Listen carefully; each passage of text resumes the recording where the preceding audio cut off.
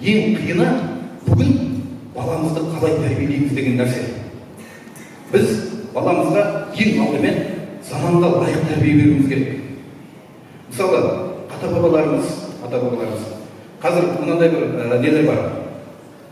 Кесе төгуді үйретейік балаға, киіз басуды үйретейік.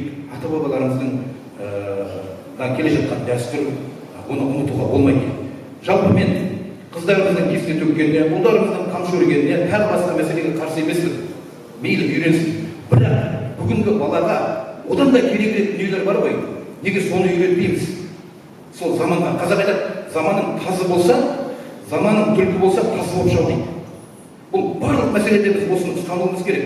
Бүгінгі балаға керісінше машина айдауды үйретсек, бүгінгі балаға әлеуметтік желіде өзінің парақшасын қалай жүргізуді үйретсек, бүгінгі балаға көшеге шыққанда үлкен адаммен қалай сөйлесуді, болмаса әртүрлі подъезде бір қиын жағдай болып қалғанда өзін қалай ұстау керек, соны үйретсек, ол бала үшін пайдалырақ болмай ма деп ойлаймын. Сол себепті біз жаңағы баламызды өзінің заманына лайық тәрбие беруіміз керек қой.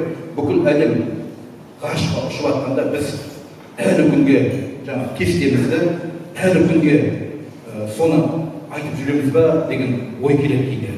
Екінші, жалпы оны мен үйреткенге қарсы емеспін, бірақ одан да маңызды, одан да керекірек дүниелерді көбірек назар аударсақ деген ой ғой.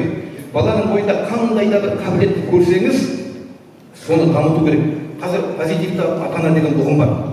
Позитивті әке баланың қандай қабілет бар баланың бойында. Қазір айтады, құлақ көрсе көзін аш дейді ғой.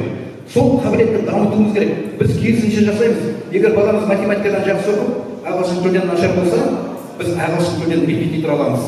Солай ғой? Ананы жеткізейік деп. Керісінше позитивті ата-ана деген керісінше оның мықты жағын дамытады екен. Яғни математикадан мықты ма, математикадан репетитор жалдайды, оны великий математик қылып шығарады. Оған ағылшынның керегі жоқ, шындығына келгенде. Мықты. Осы жағынан тек математиканы мысалы, балабақшада бала конструктор жақсы құрастыра ма, болды. О бала мықты архитектор болады. Сол бағытта оны дамыту керек. Бізге мына Жапон үлгісі керек деп ойлаймын. Жапонияда мынандай бар екен. Егер бала ата-ананы мектепке шақырады ғой, сол кезде ата-ана келмесе, олар бірден әкесінің, шешесінің жұмыс істеп жүрген жеріне звондайды екен. Сіздің осындай қызметкеріңіз жаңағы мектепке келмеді, бала тәрбиесіне қатысты деп.